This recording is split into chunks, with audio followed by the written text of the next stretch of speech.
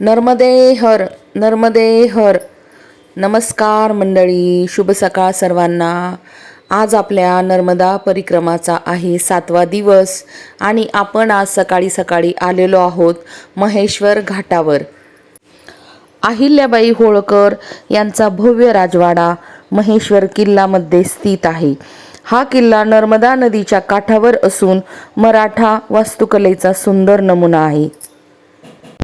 हा राजवाडा अहिल्याबाई होळकर यांनी 18व्या शतकात बांधला. त्यांनी महेश्वरला आपली राजधानी बनवले होते. महेश्वर घाट हे नर्मदा नदीच्या काठावरचे अत्यंत सुंदर आणि शांत ठिकाण आहे. विशेषतः अहिल्या घाट प्रसिद्ध आहे. या घाटावर नर्मदा मैयाची सुंदर अशी आरती संध्याकाळी होत असते. नर्मदा नदी हिंदूमध्ये पवित्र नदी म्हणून मानली जाते.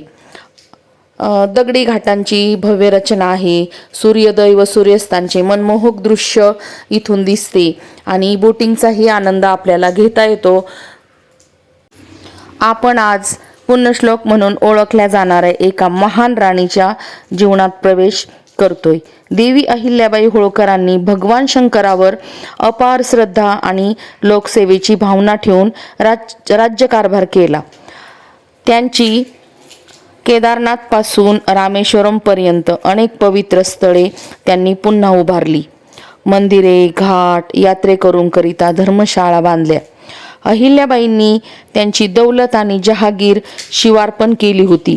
सन 1785 मध्ये त्यांनी सोमनाथ मंदिराचा जीर्णोद्धार केला आणि त्या पवित्र जागेत आध्यात्मिक आणि सामाजिक जीवन पुन्हा जागवले. नर्मदा परिक्रमेच्या निमित्तानं आम्ही आज आलेलो आहोत महेश्वर घाटावर. इथं घाटावर सर्वांनी स्नान केले आणि आता आपण शिवपूजाही केलेली आहे. महाशिवरात्रीला सर्व ज्योतिर्लिंगावर गंगाजल पोहोचावे यासाठी त्यांनी खास व्यवस्था केली होती. त्यांच्या काळात चलनात असलेल्या नाण्यांवर सुद्धा शिवलिंग कोरलेले असे. प्रत्येक शासकीय आदेशाची सुरुवात श्री शंकर आदेश याने होत असे. 12 ज्योतिर्लिंग असोत किंवा 4 धाम, पवित्र घाट असोत किंवा धर्मशाळा, प्रत्येक ठिकाणी त्यांचा ठसा होता. त्यांनी गंगोत्रीपासून गंगाजल मागवून महाशिवरात्रीच्या दिवशी सोमनाथ मंदिरात अभिषेक करवला. पंढरपुरात तुळशीबाग तयार केली, जेणेकरून दररोज विठ्ठलाला तुळशीची माळ अर्पण करता येईल. त्या केवळ जागांचे रक्षण करता नव्हत्या, त्या आध्यात्मिक ऊर्जा पुन्हा प्रस्थापित करणाऱ्या होत्या. महेश्वर घाटावरील सुंदर असं सूर्योदय आपल्याला आज पाहायला मिळतोय आणि खूप सुंदर असा घाट आहे हा.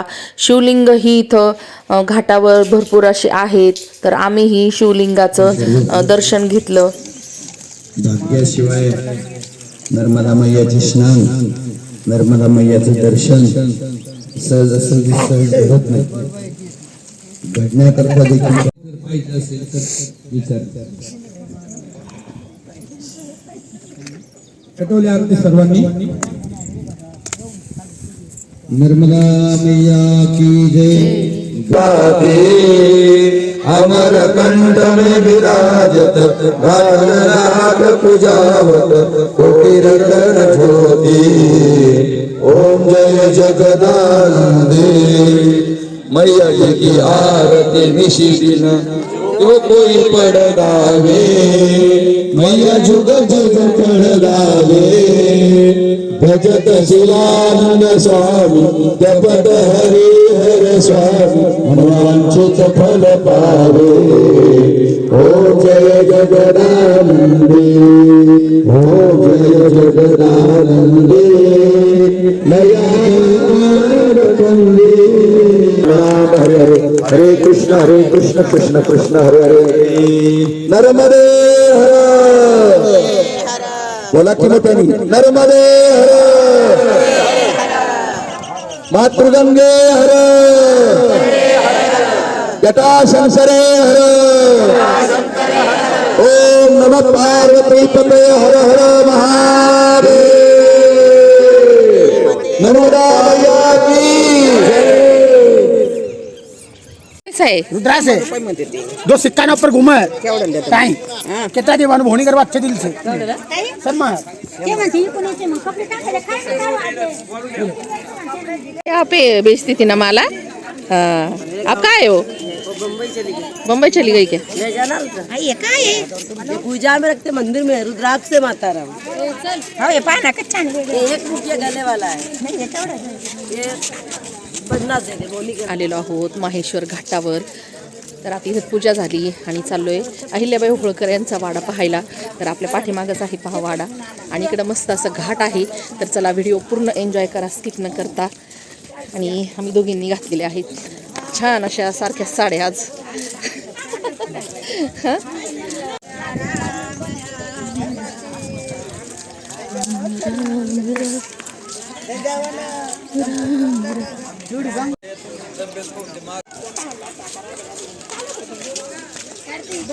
राधे राधे शाम मिला दे राधे राधे शाम मिला दे राधे राधे शाम मिला दे राधे राधे शाम मिला दे राधे राधे मध्ये हर मैया। अहिल्याबाई होळकर यांच्या कारकिर्दीमध्ये बांधलेले हे महेश्वर घाटावरचे सुंदर सुंदर मंदिरे आपण पाहू शकतो। राज्य करणं ही एक गोष्ट आहे, पण समजूतदारपणे आणि मुत्सद्दीपणे राज्यकारभार करणं ही एक कला आहे। 300 वर्ष झाले तरीही अहिल्याबाईंच्या कारकिर्दीचं अजून छटा तशाच उमटलेल्या आहेत। छोट्या बुलेटवर बसू का? राजा राणी बापरे काय सुंदर आहे बाबा। मल्हाररावांनी लवकरच अहिल्याबाईंच्या बुद्धिमत्तेची दखल घेतली। त्यांनी त्यांना प्रशासन, महसूल, न्याय आणि मुत्सद्देगिरी शिकवली। लवकरच अहिल्याबाईंच्या नावावरून शासकीय आदेश निघू लागले।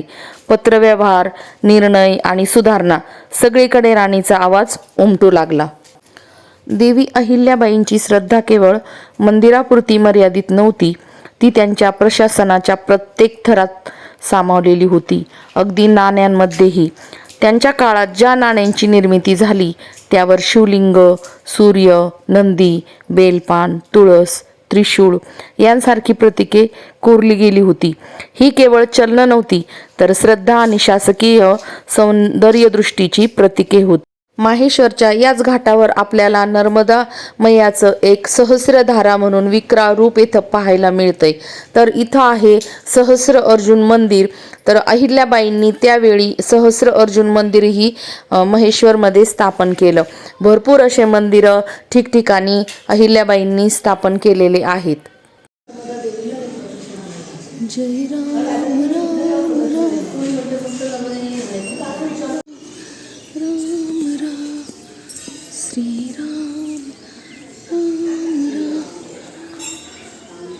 इथल्या देवालयांवर जी चित्रे कोरलेली आहेत, आज महेश्वर साड्यांची ती एक मुख्य अशी ओळख बनलेली आहे। करून ठेवलं होतं आणि 11 दिवे लावले होते ते कैद केल्याच्या आनंदामध्ये। आता त्रेतायुगापासून तर आजपर्यंत इथे अखंड 11 दिवे प्रज्वलित असतात। हो, अखंड प्रज्वलित असतात। आणि याच राजराजेश्वरी या महादेवाची अहिल्याबाई होळकरांनी नित्य पूजा करायची। हो, तिथे नर्मदा माईचं स्नान करावं आणि या महादेवाची पूजेला त्यांनी यावं। हो, असा हा त्रेतायुगापासून असलेला हा संबंध आहे या मंदिराचा। आलं लक्षात? हो, सहस्रभाऊ म्हणजे हा फार मोठा योद्धा होता। रावणासारख्याला जो काही करून ठेवतो तो काय सामान्य नाही। आणि रावण कोण? ज्यांनी 33 कोटी देवतांना 88,000 ऋषी मुनींना कैदेमध्ये ठेवलेलं, ज्याच्या पायरीवरती शनी महाराज असे पालथे घातलेले आहे त्या रावणाने। अशा रावणाला त्यांनी इथे काही करून ठेवलं होतं। आलं लक्षात? आणि मग त्या महादेवाचं याला ऐतिहासिक पण आणि पौराणिक पण असं महत्त्व आहे बरं।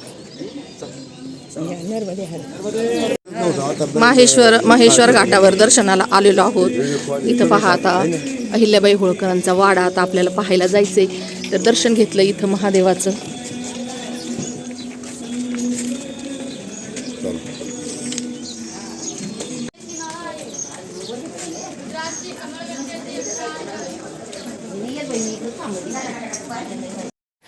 आपण आता जात आहोत अहिल्याबाई होळकर यांचा वाडा पाहण्यासाठी। आजही वाडा तो सुरक्षितरित्या जतन केलेला आपल्याला दिसून येतो। नर्मदे हर.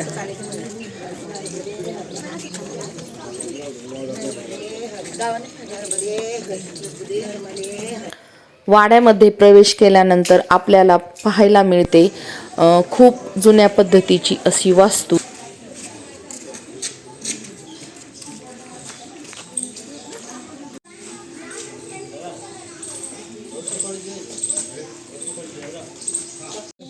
देवी अहिल्याबाई होळकर या मालवा साम्राज्याच्या शासिका आणि कुशाल प्रशासिका नव्हत्या, तर पराक्रमी अशा योद्धा होत्या. पती व सासरे मल्हारराव होळकर यांच्या निधनानंतर त्यांना अंतर्गत व बाह्य अशा दोन्ही प्रकारच्या संकटांचा सामना करावा लागला.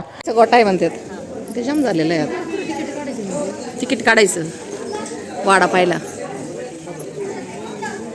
जुन्या काळामध्ये शकून पाहण्याचा हा गोटा आहे, तर मीही थोडंसं यावर शकून पाहिलंय. अहिल्याबाई होळकरांचा वाडा आतमधून पाहण्यासाठी 20 रुपये तिकीट इथं आहे आणि त्या काळच्या पुरातन वस्तू, बंदुका हे सर्व आणि त्यांची कारकीर्द कशी झालेली आहे ही सर्व माहिती इथं ठेवलेली आहे. तर एक वस्तू संग्रहालय जुन्या काळातील आहे आणि वाडाही छान अशा रीतीने इथं जतन केलेला आहे.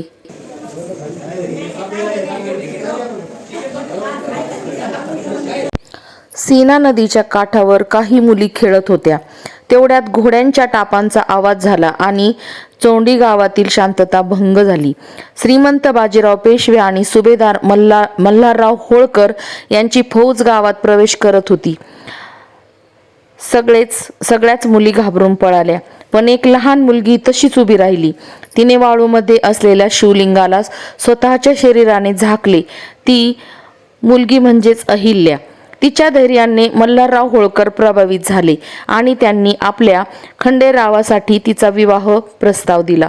निरागस क्षणाने भविष्यातील एका महान रागिणीचा मार्ग ठरवला. अहिल्याबाई होळकर यांचा जन्म अहिल्यानगरचा असल्या कारणाने अजूनच आपली छाती फुलून येते.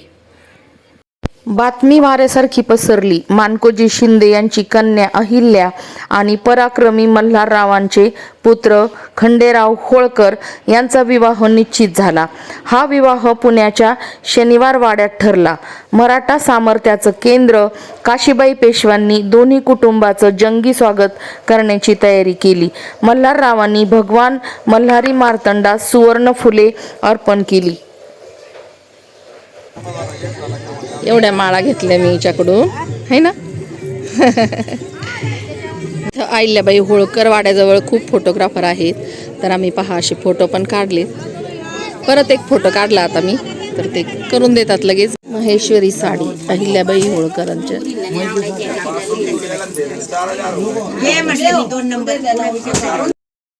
देवी अहिल्याबाईंच्या आश्रयाखाली महेश्वरच्या शांत गल्ल्यांमध्ये खडखडाट करत हातमाग चालायचे. त्यांनी विणकरांना प्रोत्साहन दिला आणि महेश्वरी साडीची परंपरा सुरू झाली. या साड्यांचे वैशिष्ट्य त्यांच्या सीमेवरील नक्षी आणि बारीक कापडात आहे. ही साडी आजही परिधान केली जाते आणि प्रत्येक धाग्यात अहिल्याबाईंचा वारसा विणलेला आहे. आज आपली नर्मदा परिक्रमा खरी सफल झाल्यासारखी वाटली आणि आज पुण्यश्लोक अहिल्याबाई होळकर, महेश्वरी घाट आणि पूर्ण असे शिवमंदिराचे दर्शन घडल्यानंतर आपण आलेलो आहोत इथं अहिल्याबाईंचं दर्शन घ्यायला.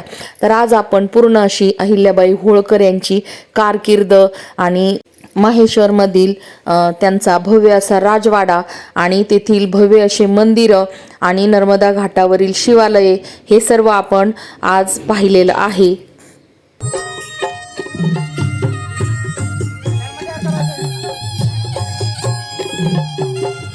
आजही महेश्वर घाटावर भरपूर असे लोक पोट भरतात. काही लोक असे व्हिडिओ काढून किंवा काही जण माळा विकून, शिवलिंग विकून अशा पद्धतीने महेश्वर घाटावर आजही लोक भरपूर असे पोट भरतात. तर आम्हीही अशा पद्धतीने व्हिडिओ काढून घेतला. तर चला भेटूया पुन्हा पुढच्या व्हिडिओमध्ये. हा व्हिडिओ तुम्हाला कसा वाटला, आवडला असेल तर छान छान अशा कमेंट करा आणि माझी नर्मदा परिक्रमा ही कशी वाटती हेही कमेंटमध्ये सांगा. नर्मदे हर.